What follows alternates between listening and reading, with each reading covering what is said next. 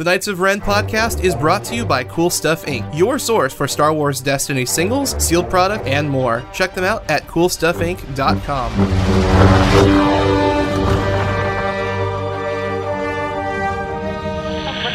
Show me again the power of the darkness. D20 Radio, where gamers roll. D20radio.com. Hey, kid. I'm putting together a crew.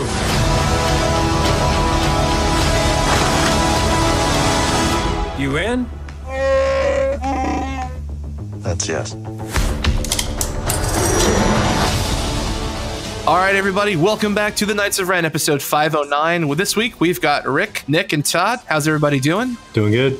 Doing good. Doing good. All right, we've also got some special guests from Double Blanks Gaming, Chris and Jay. How are y'all doing? Wait, are we live? What? Maybe? Oh, did we start already? Oh, we start already? He asked me!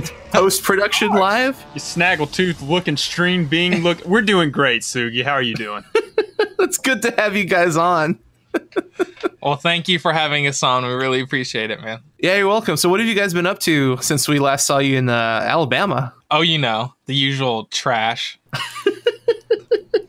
Any other regionals or just plain trash? Our regional is the end of this month, so we're probably going to start practicing a little bit, decide what deck we're going to take now, and then like we have a GQ next month. I think it's next month. What deck we're going to take? You know you broke. Yeah. You ain't got no cards. So basically, I'm going to take whatever I open from drafts, and that's it.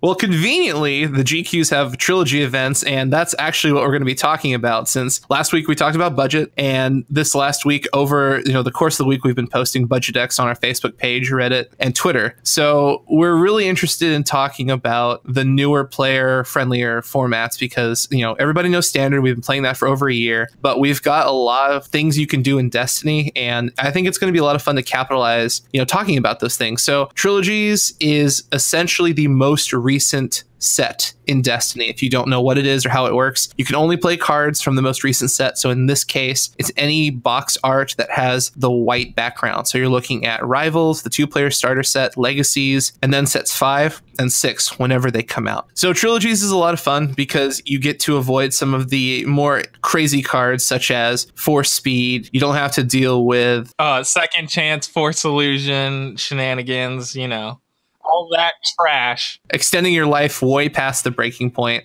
And you get to use a lot of really interesting character combinations. So in this show, we're going to be talking about a lot of Trilogy decks. Actually, we're only going to be talking about Trilogy's decks because I think that's another really fun format outside of draft and sealed events. So before we get into the decks themselves, what do you guys like specifically out of Trilogies? Like, what's your favorite card? Chris, what's your favorite card in Trilogies? I'm up first? Yeah. I was going to do the polite thing, let someone else talk, but... Well, you know the saying. Would you shut up and let me talk? Ugliest goes first.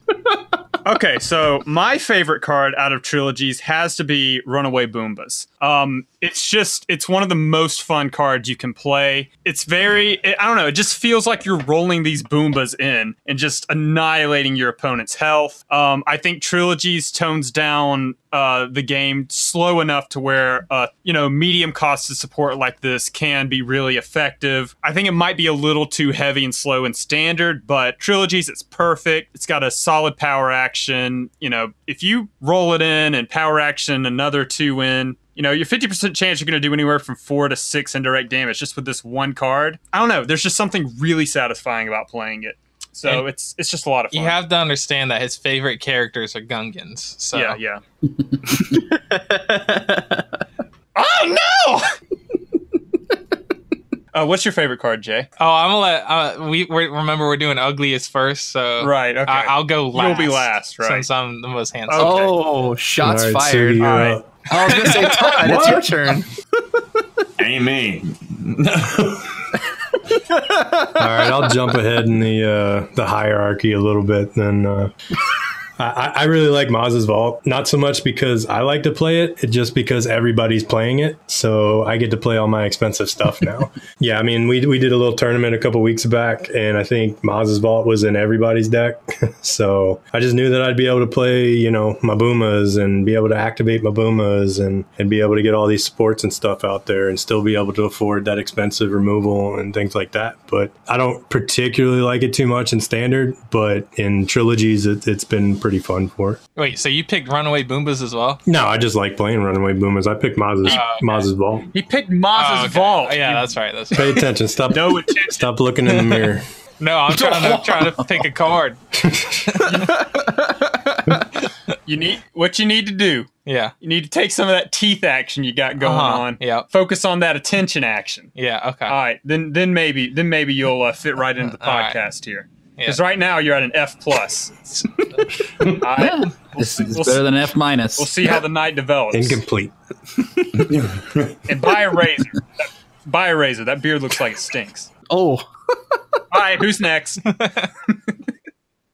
I'd say one of my favorite cards. I don't know if I can actually pick a super 100% favorite because I haven't played enough with just like Trilogies, but I had to say Bartering as just a one-cost card that can make you money in a world where it's hard to make money. Kind of similar reason to why like Maz's Vault is really nice because just the money ramp is a little bit harder to come by between the characters and the tools available to you, especially like a one-cost upgrade. It's literally the only one-cost upgrade that's worth playing for hero. The only other like one that has a die is Hunting Rifle, which can work in certain decks, but it's not the kind of tool that you're always looking to use to help ramp you into other stuff. Whereas Villain still has Dark Council and the Crystal Ball for that as well. And the fact that Bartering's neutral is actually pretty nice because, you know, Villain can use it for the mill decks, Hero can use it for mill decks. Any deck that wants to make money and have an extra focus or just utility die, it's just really nice for that. So I like how you said that, you know, the ramp is a little harder to come by. I think it's a little bit easier especially with legacies, but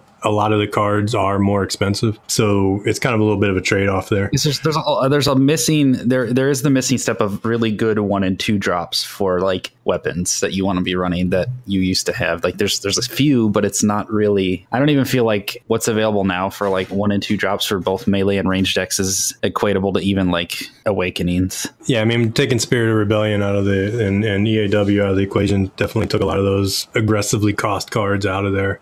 So yeah, you definitely need to be able to make a little bit more money than you might be used to. Now, I don't know if you guys keep up with Smuggler's Den, but usually Tiny has Mike Rudin on there every once in a while and asks him what his new favorite card is from the new set. He always picks some boring card, like Doubt, and what was the other one he picked? Some trash. Some Sound the Alarm. Sound the Alarm. That. Doubt and Sound the Alarm. You're reminding me of him with Bartering. Yeah. That's gotta be the boringest card. I mean, it isn't a in the fun new card. set. It's just a solid card. That's a very Diet Coke pick. Yeah. That's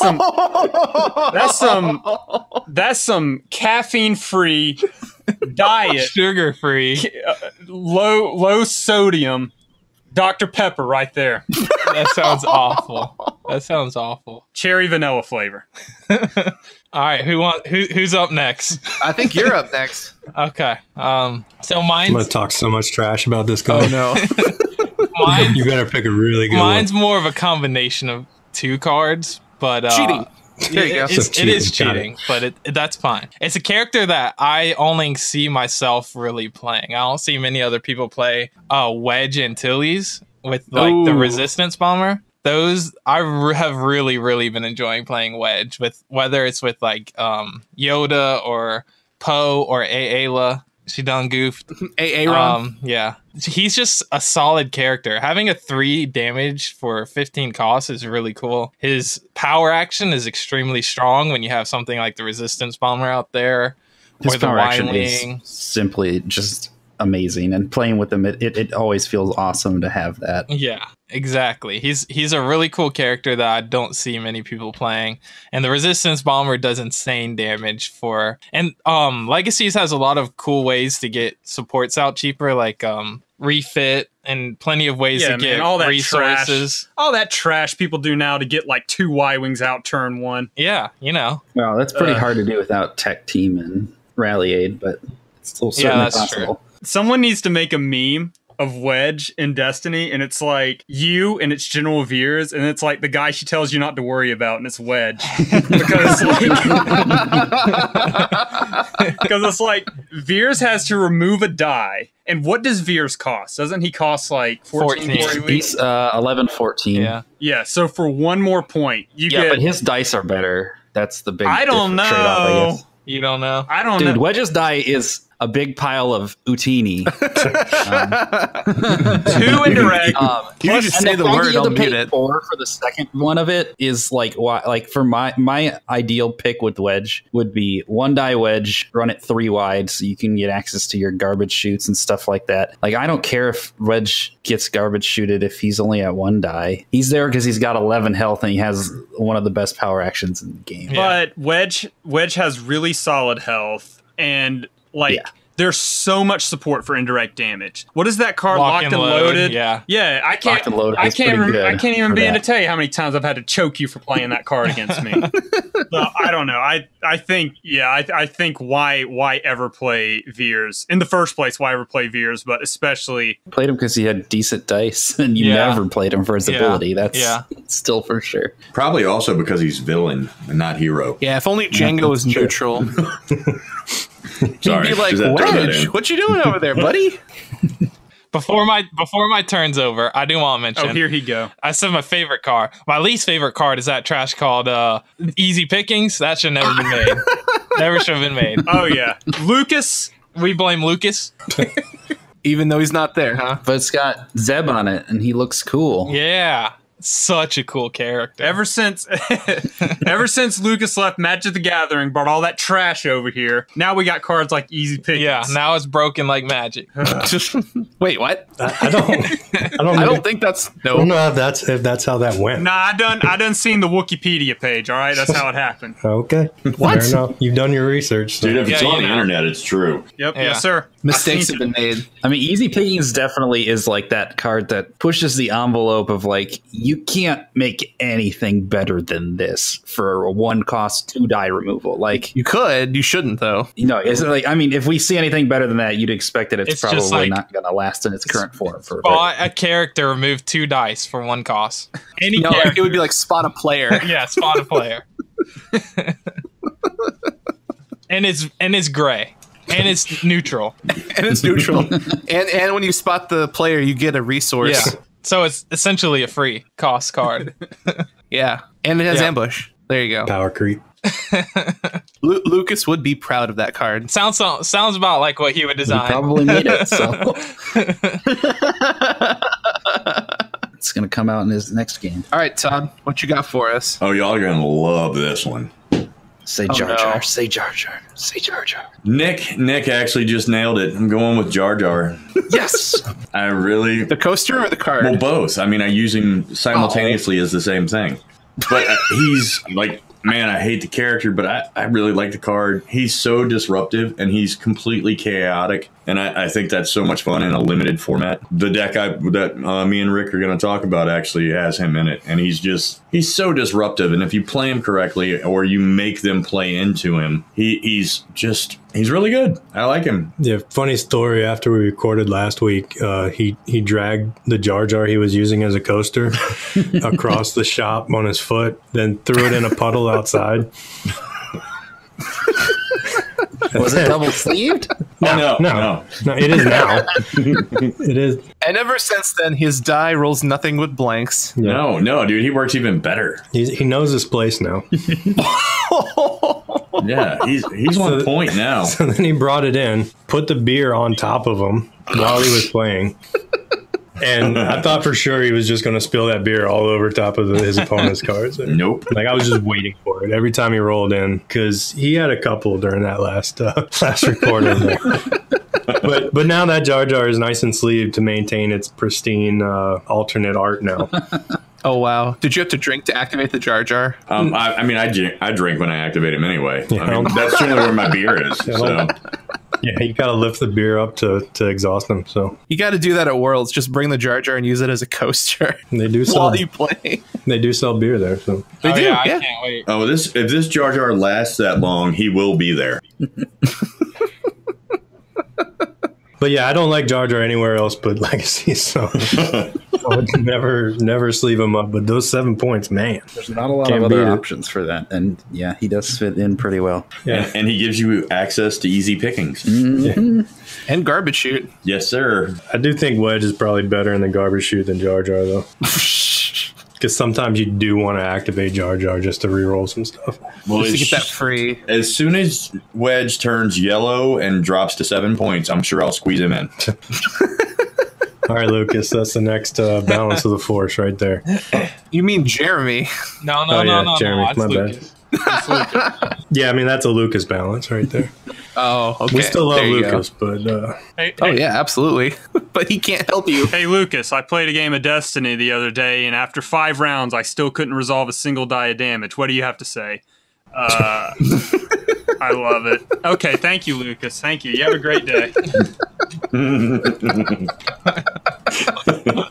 I think his answer to I think that the would problem is you got to roll better. Oh, it's a little that's get good probably scrub true. right there. Sugi, you got a favorite? yeah. My favorite All right, is. let's, oh, do you want to guess? Let me see. Buyout. If Wrong set. Right card, though. Right card. Is it a character? What type of card? no, I can guess this. Let me see. If I was the famous Pearl Yeti, Why does that keep coming up? Because it was hilarious. You that's know your what, name, dude. Someone brought that up in Miami. I was like, how do you know? We talked about it. I know. That's what they said. I don't know. really You gonna guess? you probably love some kind of trash like I don't know. What's a real I don't feel good for playing it. You don't feel good for seeing it card. What's the control character? Newt Gunray? Newt Gunray. That's probably what you love right there. Nah, Oh, you love he doesn't cards like like red. that. He doesn't like villain, so Oh, you don't like villain? What's like the Force illusion of this set? The you win, just kidding of this set. Final moment. Maybe? Final moment. Which magic? I don't know, man. What's your favorite card? I can't wait to hear it. Oh, it's Yoda by far. Oh, I knew it. Oh, Jesus. Oh yeah, sounds about right. Sounds about right. Character does no damage. Yep. I forget. That's how you play Destiny now. You don't do damage anymore. You just you fidget with the dice all day. Why deal Tell damage? us why you love Yoda. Well, I love the fact that he never misses. He mills. That's Oh, That's he really misses. nice. Oh, yeah. That disrupt side sucks half the time. oh no, not anymore. It doesn't. People are trying to drop those one cost events that untap their dudes. It's like no. Well, not in trilogies. If you could untap your dudes in trilogies, then you're playing Final Cheating. Stand and you're doing it wrong. Yeah, you done goofed. Doing it wrong. No, I feel like Yoda is probably one of the few characters they actually nailed both thematically and mechanically. Tarkin's the only other character I think fills that gap. And like he never misses. He's got utility out the wazoo. Yeah, he's got 3 mill sides, 1 from hand, 2 from deck. I love the fact mostly that he fits everywhere. And that makes a lot of sense for his character. It would be really obnoxious if he got the Obi-Wan treatment where he was just so high point costed that he only fit with very specific teams and they weren't necessarily good. But like you can fit Yoda literally anywhere at 1 die and almost anywhere at 2. 10-13 for 10 health is insanity. And I just like the fact that not only is he extremely popular among the lore, but he's actually really playable and he's very usable. He's not just like playable, haha, he's not good like Jar Jar. But he does actually have a point. I'm sorry. How about you give us a less obviously good card for your second one there? Sure. Newt Gunray is probably it's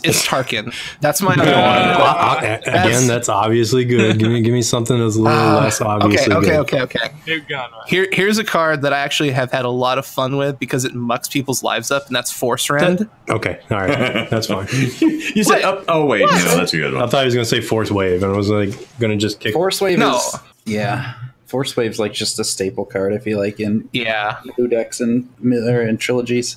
Force Ren is a really interesting card because you can play this exceptionally easily with Mother Talzin, and the double special is pretty easy to roll into, and if you don't roll into it, you can flip into it with Talzin. And being able to, the effect is spend resources equal to the cost of a support or upgraded play to discard it. In Standard, it's really good because you can get rid of a lot of 0 drops or 1 drops that, you know, have a lot of very powerful no 0 effects. and 1 drops in in Trilogies, though. No. That's the But I mean, problem. like, that's the thing is, like, I'm talking about Standard, but in Trilogies, like, you can still pressure the damage, you make a money, and you have the double special. So you can just sit on that and get rid of things that you don't want to deal with. If there's like a hidden blaster, you're looking at maybe an heirloom saber. Like, it's expensive, but like, that's a really powerful card. And if you've got $3, okay, get rid of it. You're able to get rid of things like the modified Hawk, which for 2 resources with Rose, like, that's a really potent card. And getting rid of that without the damage on it can really give you an advantage in the game. Like, it's not as good in Legacies as it is to Standard, but I just love that this card exists because the deeper we get in the Trilogies block, we're going to see more 0 and 1 cost upgrades and supports. And this More is just ones. gonna, I don't think that they're going to do as much zeros going forward. because I think they will. They learned with Force Speed that was... I don't know. They have a lot of open space with 0 drops, and I think that we could see some impactful ones. And Force Rend is a great way to help keep it in check. Yeah, I mean, Force Rend is a lot better in Standard when you can, you know, holocron it out and you're not already in the hole when you're trying to get rid of something. So, I mean, in Trilogies, it's a little bit tougher. You got to be making mad money to be able to do that. And Which is kind of hard. Yeah, without access to like chance cubes and stuff like that, it's pretty difficult, and it's kind of a big swing for your opponent when, you know, they spent, you know, 2 resources where you spent a total of 5 and had to get to that special side and resolve that dice and stuff. I mean, at that point, you pretty much should just run Vandalize, which that's a card though I wish it was in Hero. If Force Run was available to Hero and like Yoda could use that, I think it would be way too scary. That would be nasty. Yoda can much better pay for it. That would be a legendary. Yeah. I mean, it would be a legendary, and it probably would be too good if Hero had access to that kind of consistent upgrade removal. Even still, that's an insane, like, you can just special, you go make a dollar flip, and then boop, you just pop the special on Rend and something's gone. Yeah, so you basically, like, it's like casting Vandalize or like Law and Order every round. Which is pretty crazy. So I understand why it's villain only, because Yoda alone would make that really oppressive to deal with. Oh, yeah. So I like the card, not for what it does right now, but what it keeps in check in the future. better than just saying Yoda, though, so I'll give you that. Oh, wow. Yeah, we had to make him dig for it, though. Yeah. What? He got down to his 5th choice Right. before it was completely obvious. Yeah, after Newt Gunray and Tarkin And Yoda. I'm surprised you didn't say Bespin Wingard, though. and Yoda. that was an obvious one. Whatever, man, I went against everything that I am known for and said Jar Jar. Come on. No, I don't know. I've You've been on going that Jar Jar train. regularly. You drag him around the shop. Like, literally. You guys remember when we used to like cards that did damage and killed people? They're still there. Remember that? Y'all remember Kylo Ren's lightsaber? That was fun, wasn't it? I never liked that one. Too bad those days are dead. Yeah, that card's sitting at a low price of nobody cares right now. Yep. All right, so let's talk a little bit about the decks in the Trilogies format. The first one we're going to tackle is the one that Fantasy Flight showed on their website from Andrew Hines. I hope I'm saying that name right, but he took a Galactic Qualifier in Portland and he used Mother Talzin at Elite and then 2 Veteran Stormtroopers. His battlefield was Launch Deck. The upgrades were 2 Canto Bite pistols, 2 E11 blasters, 2 Fragmentation Grenade, 2 Hunting Rifles. The support slot had 2 Bubble Shields, 2 Cover Team, and the event suite had 2 Battle Fatigue, 2 Flank, 1 Frighten, 1 Locked and Loaded, 2 Logistics, 2 Mislead, 2 Outnumber, 2 Shrapnel Blast, 2 Sudden Impact. You can find this deck list along with the Sunday Champion who won with a standard deck on the FFG website. But I think this is an interesting place to start talking because this is one of the first major events that we have information directly from FFG about the whole deck list. They, took the Portland Galactic Qualifier on Saturday. There have been other Trilogy events. We just don't know who won and what the full deck list was. So this is one of the better places to start from since it's, public information and we can, discuss it. obviously, I think we should talk about Mother Talzin because she's. I mean, yeah, she is good. Well, for one thing, she's way too undercosted. All right, can we talk about that? Can we just talk about the elephant in the room? Can we just go ahead and What? that Mother Talzin is undercosted? She She's costs 12. aggressively costed, yeah. I mean, I'd still say Ayla's probably more of a person that you could blame to say, like, if you're comparing her to Ayla, I think Ayla's still, they're about the same because her ability is really good, whereas Ayla's die is really good because she doesn't have an ability. Well, the other thing to consider about that is too, like, heroes really got an upgrade in removal, and Talzin actually gives you the ability to correct out of really bad situations or correct to situations where you can actually resolve dice and not have to worry about some of this crazy hero removal. Yeah, I mean, Yeah, I'm not. I mean, she's just really good. I don't know if she's like super undercosted though. I mean, you got a character, a damage, 2 damage, a focus, a discard, a resource. All those sides, when you resolve them, something good happens. She's not. It's literally the same die as Phasma 1. Yeah, it's like crazy. She doesn't have like a 1 disrupt you're never going to resolve, you know? And she gets a free focus when you roll her in. She's ugly. I mean, I don't know what else you want in a 12 cost character. This has Lucas written all over it, you know? Oh no. Yeah. I mean, I like her character and I like her archetype. Yeah, you would. I mean, I like what it makes you have to do with building a deck. Or between most people that are building the decks with it are building like no more than 6 even cost upgrades in the deck. So like it's usually like 24 odd cost thing, which definitely puts your deck at a place where it's a little bit more expensive than your average deck.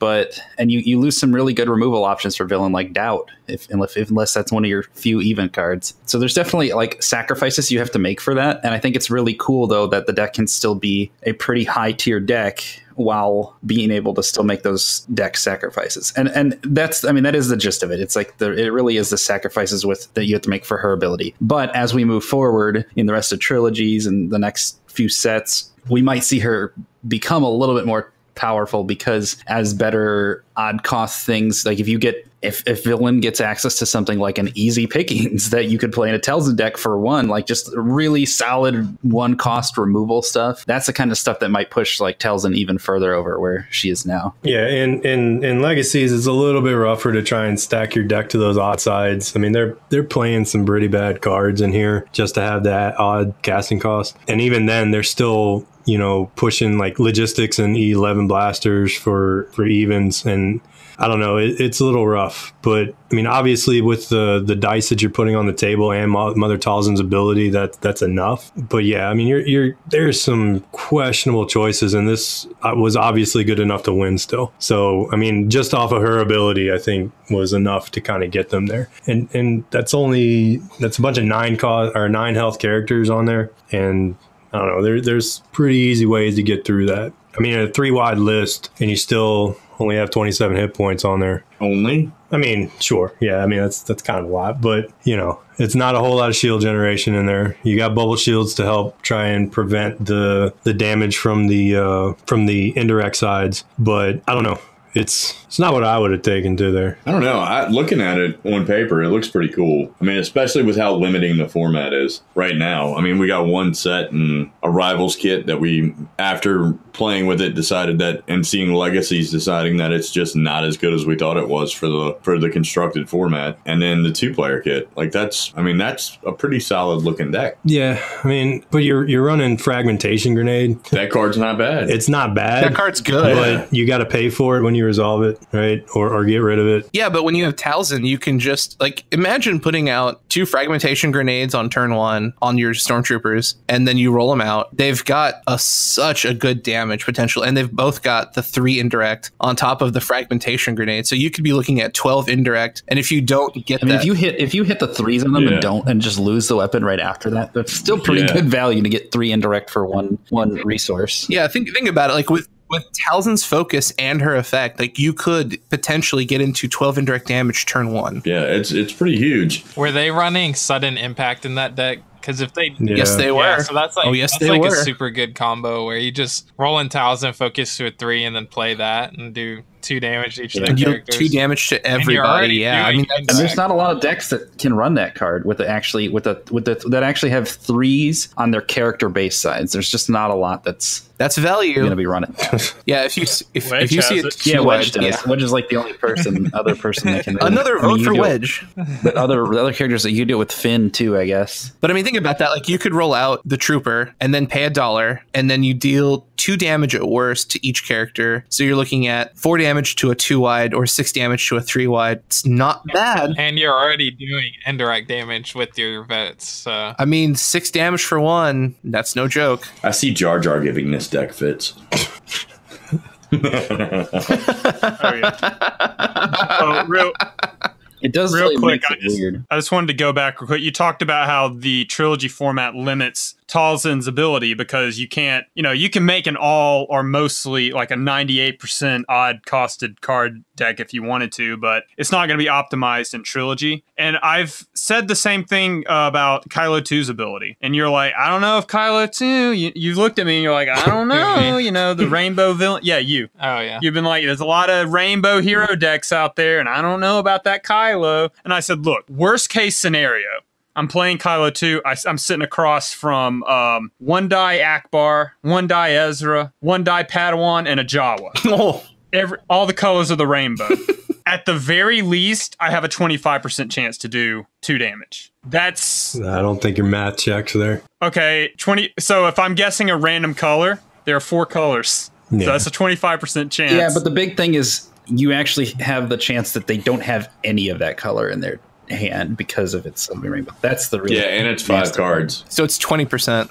Nah. No, because you're picking one of those 5 cards. You got Not if they play a card first. a 25% chance of picking the right card at a 20% chance. Like, Picking it's the some right weird color. math there. We need Agent of Zion for math. Okay.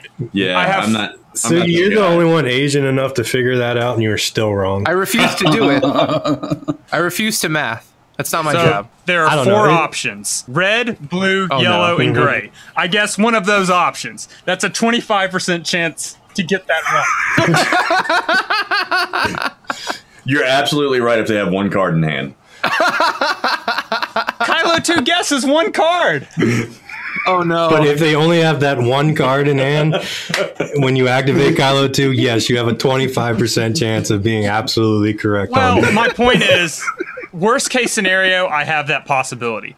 The same with Talzin. Worst case scenario, you turn an opponent's die because they will have odd cards in their deck, just like you. So even if the deck isn't perfectly made to go with Talzin's ability, you can still get value out of the ability. You know what I'm saying? And it's certainly better if you have Crystal Ball out too, where you can actually just know. You just look at one deck. If you're not playing a lot of odds, you look at yours. If it's not odd, then you're like, well, just might as well use it on my opponents. I'm pretty sure I'd just call yellow and go for the easy pickings. Because if they got yellow, they're running that in a tangle. So They better be. Yeah, you'd have at least a 25% chance now. Trilogies, yeah. Entangle's also really good in Trilogies if you can afford it. But another combo piece that I saw in this deck and I was really interested because I thought it was a really brilliant decision. So Sudden Impact allows you to pay $1 to remove one of your dice showing damage and then deal damage to each of an opponent's characters equal to half of the value showing on that die rounded up. But another really nasty card that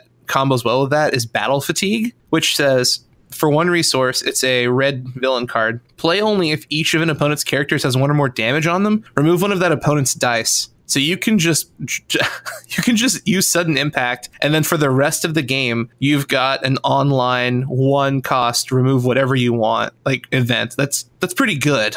Yeah, no, it's fine. It's still not Yellow Hero, but it's good. Like, obviously the deck was good enough to win the Galactic Qualifier. So, I mean, I'm not going to talk so much bad about it. It's just I've had very little reason not to play Yellow Hero in Trilogies. Towson. It ain't that good. Weak meta. I don't think a lot of people are testing Trilogy's decks anyway.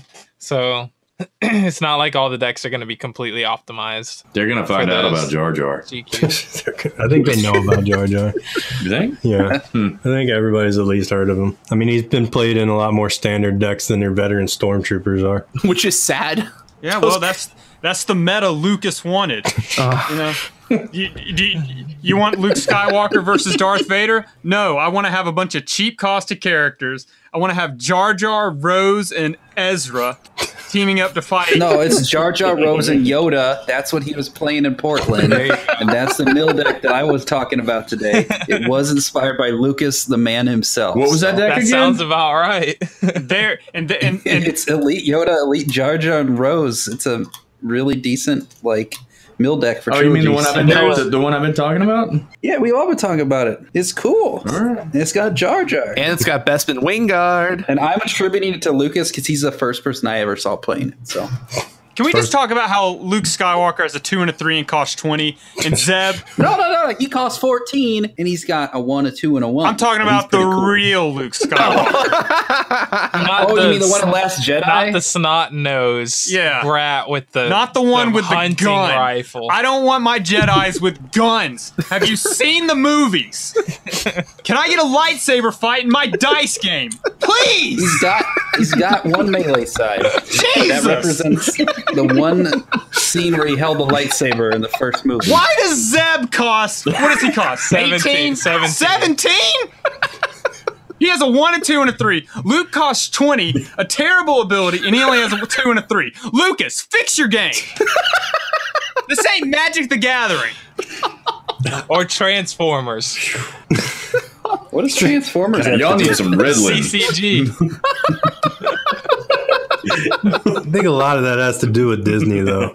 They kind of really want to push those Rebels characters. Oh yeah, Sabine Ezra. So much fun. Yeah, because they're killing them off. Well, I'll give you that one. I absolutely hate playing against Sabine, so Well, You don't have there to you worry go. about that. Trilogies. Welcome to 2018 that is very Destiny. true. Yeah, you want to play Trilogies? No Sabine Ezra? Okay. No second chance, no force illusion, No OTK. no garbage besides easy pickings. Yoda. Jar Jar. Jar Jar. Yoda Jar Jar. The ultimate team. Mill is super strong in Trilogy though. Yes, it is. And that's why I'm never gonna play Trilogy in my Aw, life.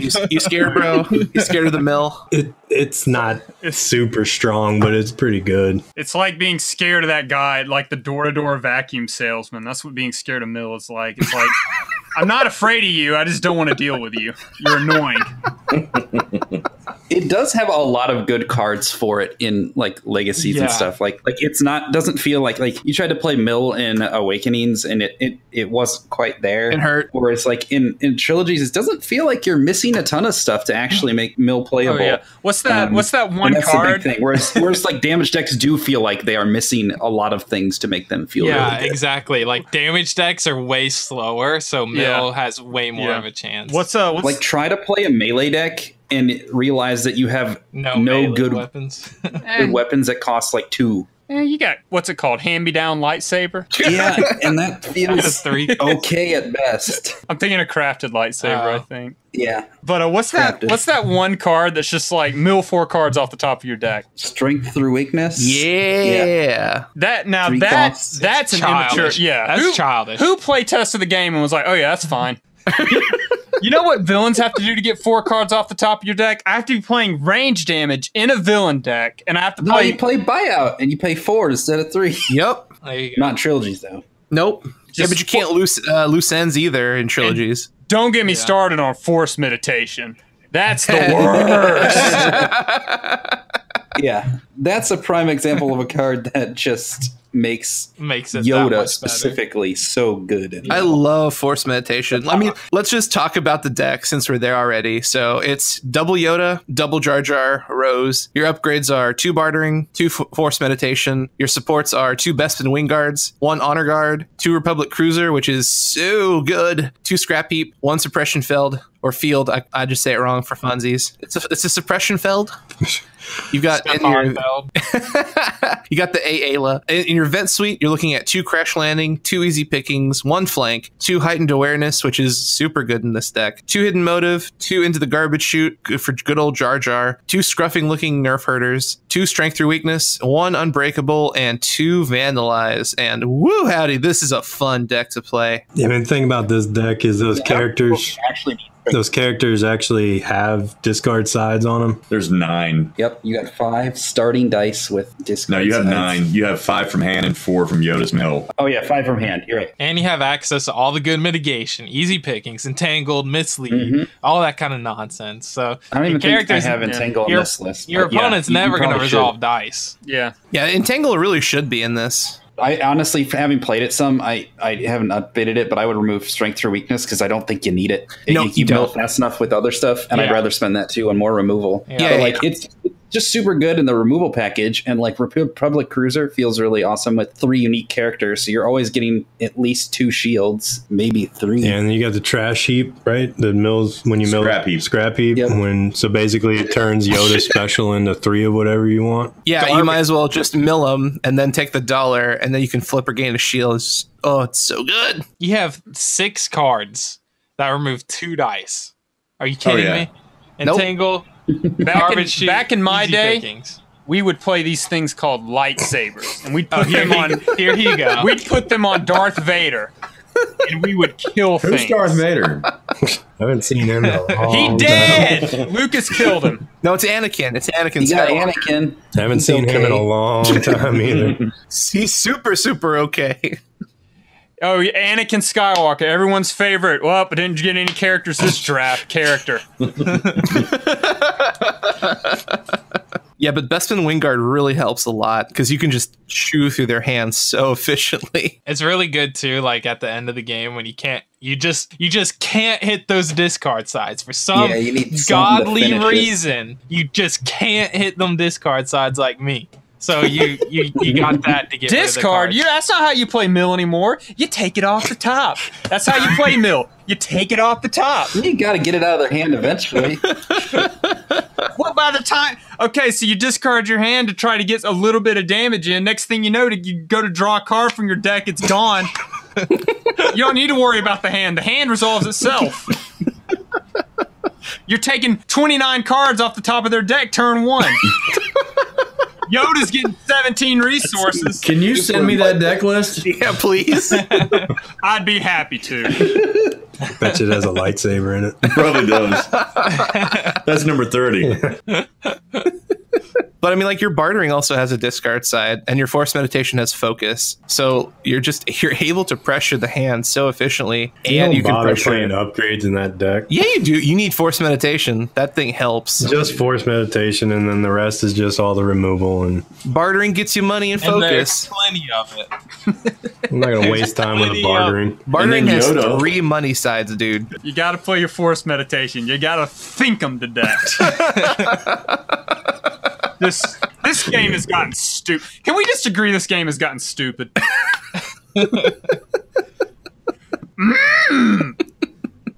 I can't. I mean, I still kind of enjoy it a little bit. Oh, I definitely do too. He's just messing. I mean, I understand that. I mean, he wants to swing sticks and roll dice, but that's not where we're at right now. We're pew pewing and dropping bombs and There's still milling cards. decks winning Yu-Gi-Oh's with an anime. Maul's lightsaber. Oh yeah, I forgot about that one. I mean, there's still decks that run sticks and stuff. You know. I don't think Maul Saber's super great though in trilogies. At What? least because there's not. Boba? Yeah, that's like Boba, but what are you playing? Doesn't Boba matter. with? Boba Townsend. Yeah, Boba Townsend. I guess you got like no base sides there. That seems kind of crappy. You got a 2. Like it might be okay, but it's not great. I guess you could play Boba Anakin. That's pretty expensive though. No, Boba Townsend's probably where it's at. Yeah, because I you just like Maul Saber. While it's just an absolutely amazing card and does some disgusting things in Standard, is not going to be nearly as disgusting in Trilogies because there's just not the perfect pairing. Basically, Seventh Sister is just so good with that stick compared to any other people because she starts with a base extra melee side that no other character has. You know what's really sad? I really wanted Palpatine 2 to actually hit the tables, and he just does not. No. Palpatine Yeah. 1 still gets more playtime than Palpatine 2. How many points is he? 16, 20 for 12 16. health. Well, that's probably why. Yep. Yep. He does a lot of tricks and then loses. Yep, basically. It's a cool design, but I don't think it's playable right now. Oh, his damage just sucks. Like, I don't know. I don't think you should combine. Something about 3 damage sides doesn't sound bad on paper, but it really feels bad when you play it. Yeah. When one is indirect. I think if you're going to go indirect Yeah. damage, you got to put, like, you gotta be like, this is an indirect damage deck, you know? Like, if you do it just a little, if you sprinkle in your indirect damage, I'll just knock a couple of shields off and I'm not even going to notice it. But if it's like a ton of indirect damage, I feel that impact. Palpatine has that sprinkle with his indirect side, so it's just hard to play good upgrades on him because you're not going to get the most value out of your modifiers. The events are fun, but I mean, it feels like it should be more than it is. It's kind of just like, all right, you snare me, and then you sprinkle in a little bit of damage. Don't do anything the rest of the turn. time. The next round, it's like you didn't do nothing at all. Pushed it back one round. Yeah. I don't know. Palpatine's tough. I think you just got to be kind of really good at the game and really know what you're doing to make a lot of use out of Palpatine. By the way, while I'm on the subject, can we talk about how a battle droid can use Force Illusion, but Chirrut can't? True. Chirrut being the only character in the game that can't, right? Lucas? That's pretty funny. Now, I talked to you about this, Lucas. No, it's because you have to have a blue character to give the other character the ability to use Force Illusion. So if you're playing with Chirrut actually gains the ability to use Force Illusion on somebody else, which is something that is completely unheard of. So it's basically a buff to Chirrut. Yeah. So wait, you're saying if I play Rey with Chirrut, I can put a Force Illusion on Chirrut? No. That's what I'm saying. So that doesn't work either. Why are we talking about Chirrut? I don't know. He's not in Trilogies. What is that? Keen Instincts. It's the card with him on that it. you can't use. And you can't play it. I want the guy's name at FFG who drew that one up. Which one of y'all did it? I think you know. But You'll know when a magic card comes out that's blue that can't go in a blue deck. Really, really great. You know, the place got no you know, so when you hear hoofbeats, you don't think zebras, you think horsies. You know what I'm saying? Like, some things about a game just design themselves. Maybe make the blue character be able to play blue cards. For instance. You feel me? You bitter, bro? Riddling. Yes, I am. He's drinking that haterade right there. I mean, the problem with Chirrut is that basically he should have just had the text of like ignore, or he does not count as blue for play restrictions. That would have been probably the better way to word him to kind of get the desired effect. And even then, I don't think Chirrut would be broken even if he could have blue abilities. Or, I mean, not at all. Since he's so high costed for what he does, just kind of let him reroll his blanks and don't cripple him even more, maybe. Huh? Maybe just make him good. You ever think of that? Just maybe make a character good. Wow. Look at Luke's ability. Well, back to Luke. And tell me Luke and tell me Lucas cares.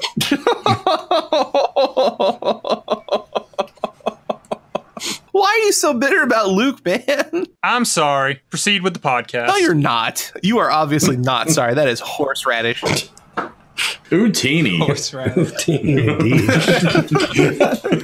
mouth, Sugi. Wow. You should have teeny that just so they don't have to hear that. Just so you can think that you sounded cool at the time. Wow. Thanks a lot. Just throw me under the bus, why don't you? I can clarify for everyone if you need to. No, I'm good. Sure? I'm good. Right. Yeah. Radish. Kessel Run. Yep, another one of those. Once per show, almost guaranteed. Somehow we ended up on Chirrut and radishes. Well, because this guy over here is talking about how much Luke doesn't get love. Yeah, Jay. Yeah. Wait, what? And look who I'm looking at.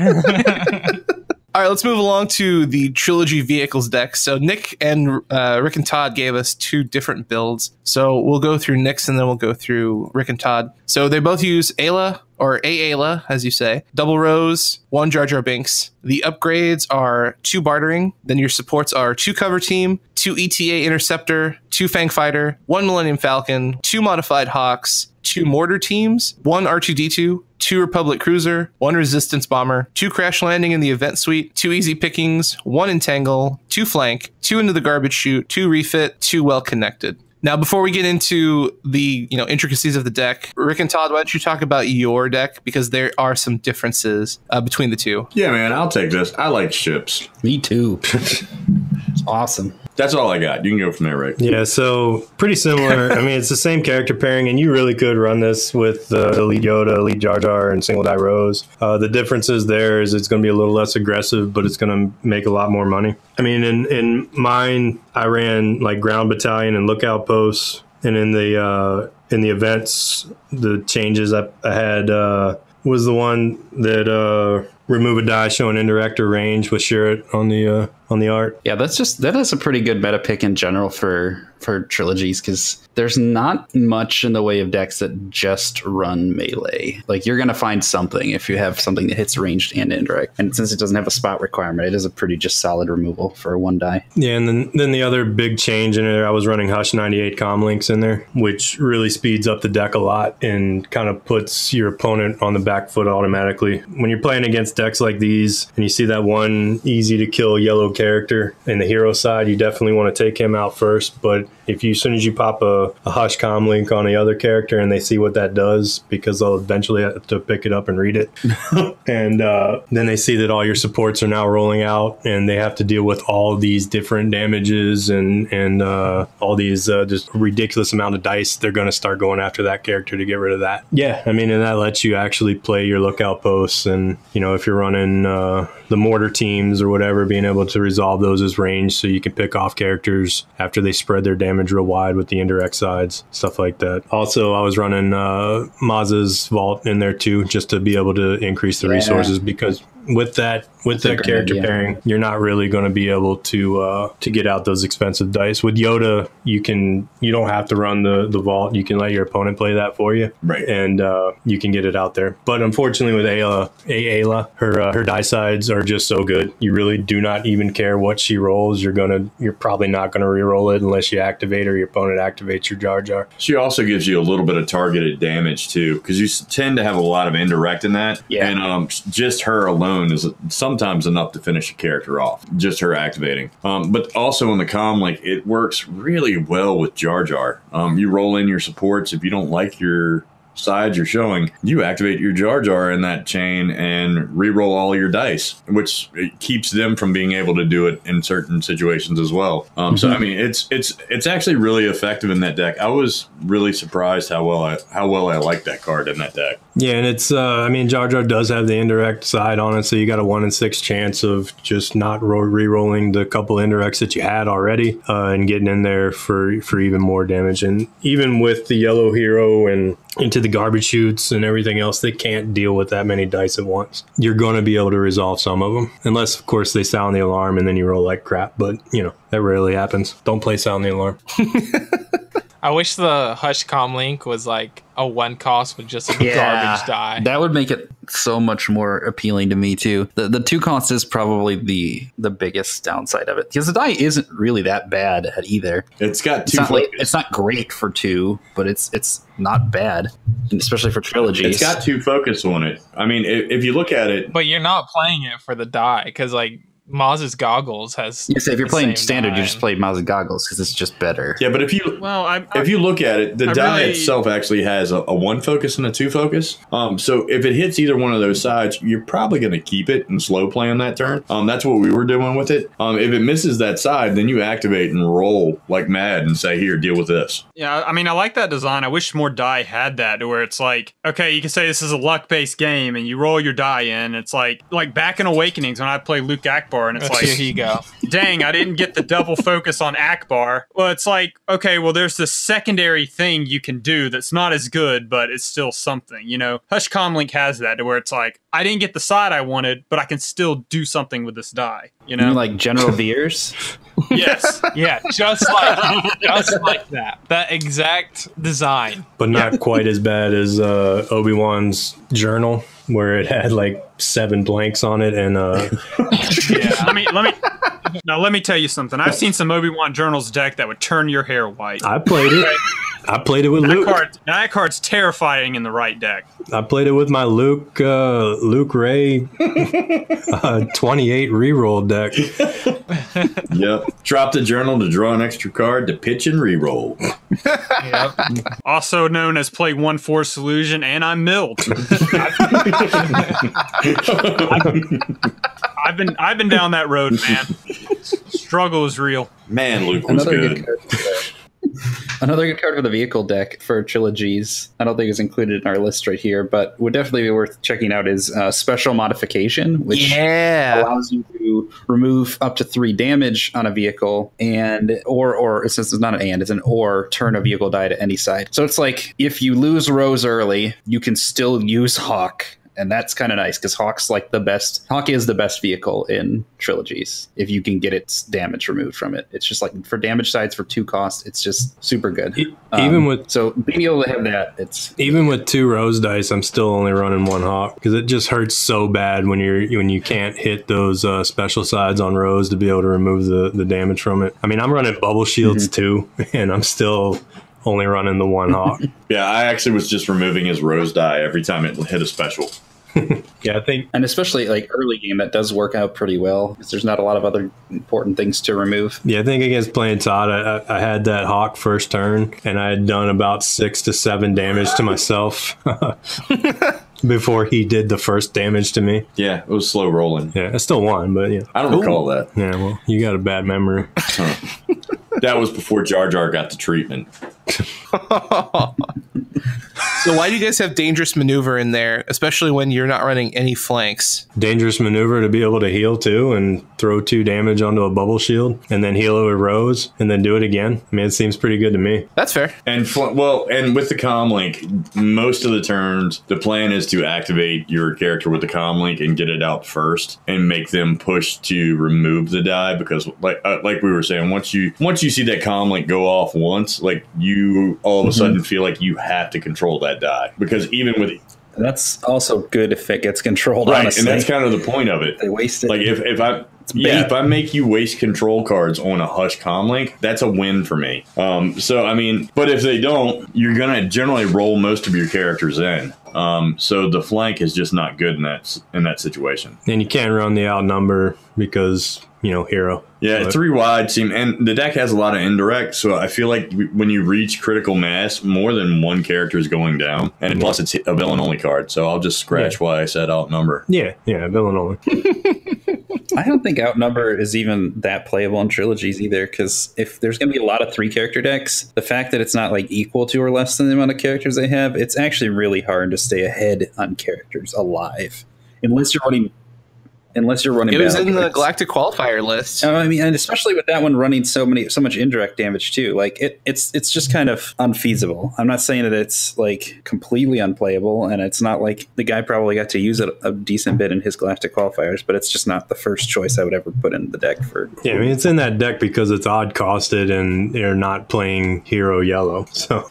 You got to run some mitigation, and that makes the cut. You can run like what's it called, the Force is Strong, or the I'm kind of Mislead. If it wasn't, he wasn't running either one of those, so I don't know why. He had Mislead in that deck. Those to me would be just. Did he have Mislead? They're not Force he had Strong. Mislead. Gosh, what's that card called? The Stronger You've Become. Stronger You've Become. Man, there's so many like Strong and Force and things like that right now. Wow, no Yoda. Oh yeah, he was running Mislead, but he wasn't running the other one with Shirt. So yeah, I mean, I would probably. I'm not even thinking of Stronger You've Become. What's the one class card? The Force is with me. That's what I was thinking of. Yeah, he wasn't running that, which is an easy. It's an easy swap for take out the outnumber for that. I think. Yeah. Unless he's really worried about Kylo 2 for some reason. Yeah, I wouldn't be worried too much about that. He's a little expensive. At which point, outnumber is better. Yeah. So if you're scared of Kylo 2, there you go. Yeah, that should change. Jay, Chris, you got a deck you guys want to talk about? I like to play in the Trilogy format. I like to play Han Solo, the new Han Solo, the Savvy Smuggling Han Solo in the Trilogy's format. I like to play him with Rey, the new Rey, the Finding the Rey way. Finding the way, Rey? Yes. Does she know the way? Well, it's been a good one, guys. I can't.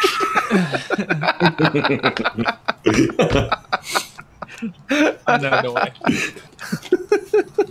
I don't know. It's that deck is just the Spirit of Destiny to me. Both characters have an okay ability without being broken. You get a reroll with Han, you get a damage with Rey. They have decent damage sides. You play your weapons. You can have the Boombas in there. That's a lot of fun. You know, it's solid. It's cool characters. You can play both at Elite. It's blue and yellow, which are the 2 funnest colors in the Trilogy format, I feel like, because I feel like red kind of goes off and does its own thing. I don't know. It's just fun. It reminds me of old school Destiny, and that's why I like to play it. Have you And tried Hanpo? Hanpo, no, I haven't. I think that might be a little bit. Well, I like New Ray. I like there's nothing better than it's like, okay, well, I'm starting with 2 shields and I'll just start the game off with a damage, you know? Like, it doesn't seem like much. It's a small victory. And then she rolls discard. Yeah, basically. I don't know. I like the card. Yeah, man, it lets you play your sticks, it lets you play your guns, it lets me play my guns, it lets me play my stick, I can play my godforsaken Boombas. And it's like, I don't know, I like the new Han. There's a card that you can play in Trilogies called Smuggling Run. Yeah, that one's cool. Pretty much, he has 2 resource sides, so it's like, if you have a couple of upgrades on him, it's just like a free resource. Even in non-Trilogies, I've started using that. I've paired it up with things like Swiftness, just get like a free Sabine dance going on with Han. I like new Han. If I ever like get one of those spot glass cards, I'm probably gonna pick the Han Solo one, just because you know how you said you think Boba Fett is super underrated. Yeah, that's how I feel about Han. I think he's super underrated, even though his ability's simplistic and his die is mediocre. I don't know. There could be something. I mean, I think he still just doesn't have a spot in standard, but in Trilogies, I definitely think he's not bad at all. You can pair him with Finn too, the new Finn, and that seems pretty good too. Both elite. There's some cool for me, there's some really cool damage decks, but it's so hard to find weapons right now with only one range does have some good stuff. Range has some good stuff, but if you're trying to play something like Zeb Yoda, it's like there's no sticks. So you have like Rey's lightsaber and that's it. Yeah. Captain Phasma Boba Fett is a really strong Trilogies deck that I like. It doesn't have as much impact as it does in standard, but it's still got some cool tricks. Yeah. Well, you have tactical mastery still. Yeah. And you also have like quick draw if you want to use that. So like you have a few options for action cheating that other decks don't have anymore. Those are 2 good ones. There was a couple other Yoda Partisan is cool. If you like Mill, I'm not a fan, but it's a strong deck. I think I think like you could do Callus Talzin is pretty good. I made a you don't have Holocron though, so it loses some of the steam that has in standard. I made a Obi-Wan, what is it, Temple Guard, Jedi Temple Guard, whatever it is. Yeah. I made that deck, and it's just like Obi-Wan just never died, because Trilogy is already slow, and now you've got this guy that's just, he's already getting shields, and now he's got a character with Guardian. In Standard, it'd be garbage. You start with 3 resources, too, so you can also put like a big weapon on him right away. Yeah, it's like if you draw into the Obi-Wan's lightsaber, turn 1, here we go, you know? So it's like, you know,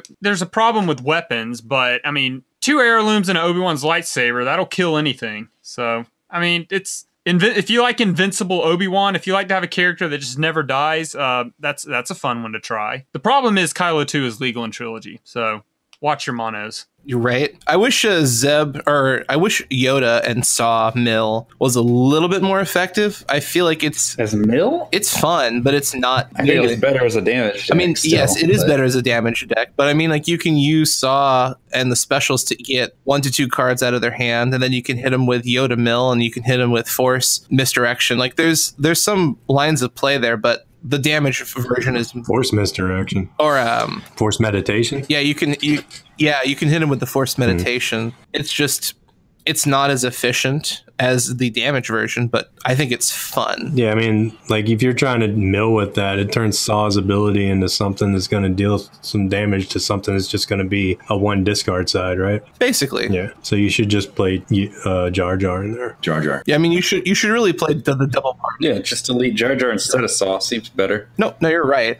It's just nice to be able to have another way to get cards out of their hand. And with the special chaining, it's faster than they can deal with if you've got multiple Yoda specials, because you could just go special flip, 2 cards out of their hand. You don't particularly care about the damage, but if you get the God roll, you know, you can do 2 cards off the top of their deck, 2 cards out of their hand, and then you can either make $1 and a shield, or, you know, 2 resources or 2 shields. Like, you know, it's really fast. It keeps you alive. It helps you have all the money you need to pay for things like, you know, the Wingard or your, you know, removal suite like Entangle, easy picking, stuff like that. Yeah, I mean, Saw should be better in Trilogy because there is the cost curve is a lot higher. And we were trying to figure out a good Saw deck, but we just couldn't find a partner for him other than Yoda. And there's not like a ton, like the Saul deck I'm running right now has like tons of 5 costs. You don't have that in Trilogies. I don't even like having to run the deck that way either, because it still just feels like it's got money problems and you're all in on those specials. You'll come across that one guy at the tournament playing Kylo 1. or car. He's like, I'm playing emo kids. It's like, great. You know, it's probably not the worst deck still. Unkar got a big boost. There's a lot of expensive stuff being played now. And if he eats those cards, 3 resources, 4 resources, yes, please. Yeah, it's been a while since you got to sneak an Unkar into a podcast there, Sugi. Shh. I swear, that's exactly where he belongs. Not in the conversation. I'm working on an Unkar deck. I can understand it. Unkar can be absolutely devastating in a meta like we have today. They need to drop him back to 13, so Throncar is a thing. No, man. That would be... No, hell they don't. I kind of agree. I love Throncar. Throncar's so good. Come on, Jeremy, help me out here. And 1,000 voices cried out in horror. That's Lucas right there. That's some Lucas trash. Lucas made that card. And I love it. Such a Sugi character. It is. Doesn't do damage. He beats you by fiddling with your stuff. Like, come on. That's the way to play, man. So much more fun. Throncar was really impressive. Yeah, it was stupid. And now Thrawn Talisman is becoming a thing, which makes me so happy. Yeah, at least that beats you down with riot batons, though. It actually is a damage deck. Unfortunately, yes, it does do damage, but still Thrawn. I know, what a tragedy. Hey, shut up. If you directed the new Star Wars movie, it would just be 2 hours of some people sitting around in a room. Oh, that is not true. Nobody do any damage. No, we there got a lot of body parts missing. People be cutting all kinds of stuff off. Be a Quentin Tarantino. Yeah, it'd be a Quentin Tarantino film. Lots of dead people, lots of dead Jedi. 3 hours of talking. I do love Quentin Tarantino movies, though. 2 Kessel runs in 1 episode. Not a bad thing. I didn't cause either one. Which is odd. I'm just saying. I'm just throwing it out there. That's true. We need the Double Blanks guys on more often for these fun discussions. I don't know. Can you pass the salt? That's the whole point. No, it's only Luke. As long as Luke isn't in the conversation, we're good to go. It always comes back to Luke. It does. Luke and Lucas, which are both childish. And apparently complaining that I play decks that fiddle with your stuff. Well, that's fair. That's... Truth hurts, don't it? Not really. Yeah, and you're ugly, Chris, so there you go. I mean, I'm still going to fiddle with your stuff. Really? Really? What? We've been doing... Let's not start. We've been playing Destiny for 47 years, and you... Okay. I'm going to be the bigger man and just let that slide. Yeah. No, don't do it. Don't do it. Mix for bad radio. Green bean looking, single tooth looking. There's some words that he probably would say in this instance that he cannot say right now. Yeah. Dude, totally go for it. Let's go on an Utini run. You'll have to censor it with like dolphin sounds or whatever.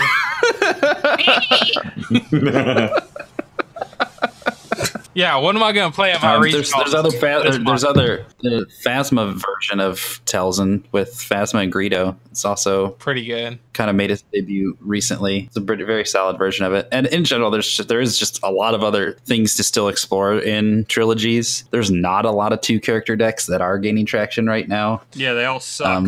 Because it's really hard with having such a low health pool in a high indirect damage world that is more Trilogies. So basic. Yeah, that's Lucas's little his note before he left was indirect damage. Just send off. Yeah, he said no more no more less than 20 health decks because they do that turn 1 with indirect damage. I haven't seen that one yet. It sucks. What deck are you playing? Can we get that deck list too? No, dude, bro. The other night, Chris was playing Vader Newt against Saul Hera, and turn 1 they killed Newt, and then turn 2 did 10 indirect damage to Vader. So it's like, all right, well, good game. Yep. Actually, I won that game. So not because he should have, but because there was a huge misplay. I had Clash, and it didn't matter what he removed. I had Clash. He was rolling nothing but 3s with Vader. So there you go. OG Vader? OG, the real Vader. So basically, Yeah. By the way, FFG, if you're gonna make it, if you want us to buy these little binders, these little cute little binders, these binders you want us to buy, and you're gonna put Vader on the front, you should probably probably make him playable. You ever think about that? And maybe make the binder not plastic. Hey, just so everybody knows, those binders are available at Total Access Games. Oh gosh, are people buying them? Yeah, I've sold one. Out of Nice. 4? it didn't get returned either. there's that 25% Yeah, I've again. already sold Going one. back to And 25%. Leia is on the other one. I don't think I'm gonna Yeah. ever get rid of my ultimate guard box right now because it's just does what it needs to do. See, if you only have one binder and Kylo 2 has to declare which character is on the binder, is that a 20% call? Depends on the color of the binder. I don't get it. So Don't worry about Legacies is basically you play Hero Yellow or you play Mother Talzin. I mean, that's standard too, almost. It does kind of feel that. Okay. All right. Well, cool. Now we've solved that. which is really funny. It's funny that Poe 2 is not in that equation. He's not yellow. He's red. He's all right, but red in Legacies for Hero is pretty bad on its own. Like you don't really it get is. anything. It's like going back to the Awakenings days of like red is the side for Hero, especially that is notable for just having no removal. Except you got no, it's a trap. And no, it's a trap. Yeah, you're kind of boned. Yeah, and you don't even have the one thing it did have, Got it rotted. and hit and run. Like yeah, it had some things. It doesn't feel like it has like hardly anything. You got right Poe now. and Poe's blaster. Yay.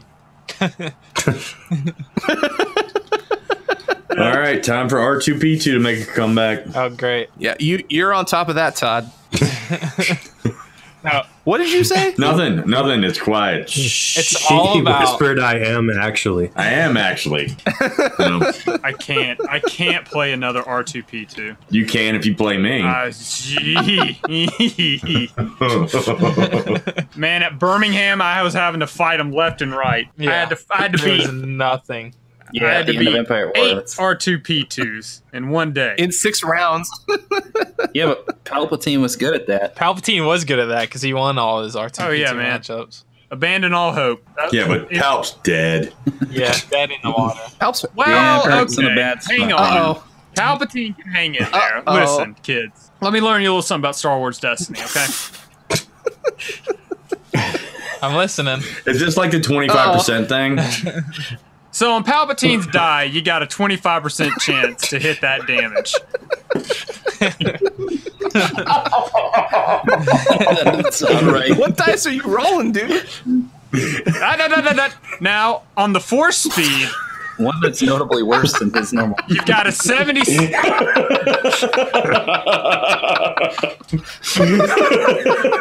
Listen, my dice are a little wonky. Don't. Did you like try to bake the die that collapsed in on itself? I was gonna say you shouldn't melt them that much that they have 4 sides. Yeah, I Made it to a pyramid. He turned his D6 into a D4 in the oven.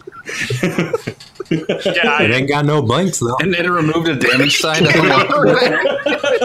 well, I wanted it to be fair. Yeah. If you're I mean, removing look, a blank, you got to seems remove right. a damage side too. Oh my god, I'm crying inside. There are plays to be made with new Palpatine. For new one, What, pair him with Bib? No. That what you do? Oh my god, Taxter. That one wasn't even me.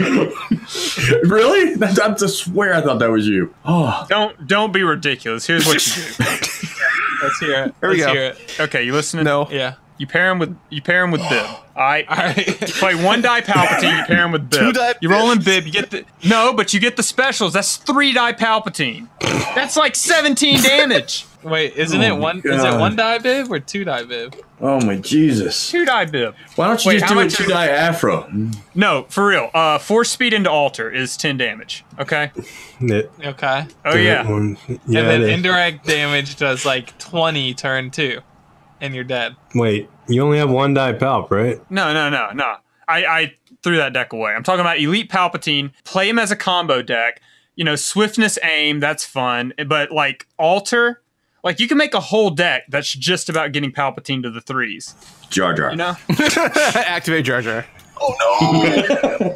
No, that's why the 4-speed's there. Oh, okay. Yeah. Oh, 4-speed. Okay. Whew. Yeah. You vandalize the I'll just 4-speed vandalize and activate Jar Jar. Yeah, vandalize 4-speed, activate Jar Jar. So into the garbage chute? Well, and another thing I've started doing is I'm actually playing both Holocron and It Binds All Things. So it's like if my Holocron's at the bottom of my deck, I can still fall back on It Binds All Things for things like Resilient, Free Force Illusions, save your resources for the Rise Again. And I think one of the best cards for Palpatine that's ever existed is, what is it, Force Wave? I keep calling it Force Pulse, but it's Force Wave. Because Palpatine already does that naturally. Like, he spreads his damage naturally. And that, it makes Palpatine a god if you pull off that plus his 3s. And it's like, people are playing a lot of low health characters. Like, the meta right now is low health, lots of die. So it's like 3 characters with, 8-9 health, elite, play your vehicles, 1-turn kill, whatever you want to do. Palpatine can whittle them all down to nothing and wipe them out in 1 turn. So it's plus you can play a 2-cost plot with him. If you're running Holocron, you could draw an extra card, or you could just take Fortify if you want to start the game with 3 shields. Draw an extra card. Yeah, you draw an extra card. It's a plot. Oh, yeah. So, I mean, I don't think he's totally completely on life alert dead. All right. Well, yeah, I mean, I think people aren't really playing the indirect game right now in standard. Yeah. He has definitely fallen and can't get up, though. Yeah. I mean, It's just a matter if the ambulance gets there in time. That's you used to not have to play him as a combo deck. You used to kind of just play him as a little control, little aggro, sit back, resolve what you get, and whittle away. Now you have to do your combos. But if you pull the combos off, you can win. I mean, I'm not saying it's efficient. I'm not saying it's like this, Palpatine's this unstoppable beast. But if you're lucky enough to get your combos, Palpatine can wreck anything else. So I don't think he's unplayable garbage like we all thought he would be when the ambulance is coming. Direct damage. yeah, Like, his life alert works, but he made the call. He sure does he beats new Palpatine. he still does that. He does that, yeah. All right, well, that is the end of the show. Thank you, everybody, for joining us, and a big thank you to Double Blanks Gaming, to Chris and Jay. Thank you guys for coming on. Thank you for having us on, man. It was a blast. Yeah, you guys are always welcome on the show. It's just hilarious to have you. And if people, don't know who you are, don't know where to find you, where can they go? Well, first, these are the easy steps to get better at Destiny. First, you go to Sir Christopher on YouTube. You click unsubscribe. Then you go to Double Blanks Gaming on YouTube, and you click the subscribe button, and you learn how to play Destiny the right way. And Sir Christopher works with Lucas at FFG, right? Yeah. He is a playtester and co-designer. Specifically for the Luke Skywalker balance and design department. All right, that is the end of the show. So thank you, everybody, for joining us. Thank you to all of our Patreons for supporting us. Thank you to everyone who's liked the page, who's joined us on Facebook, Twitter, Instagram, Reddit, all of the social media outlets. So we will see you all next time, and may the Force be with you. Utini! Chris is ugly. Get ready. Thought we were in trouble there for a second, but it's fine. We're fine.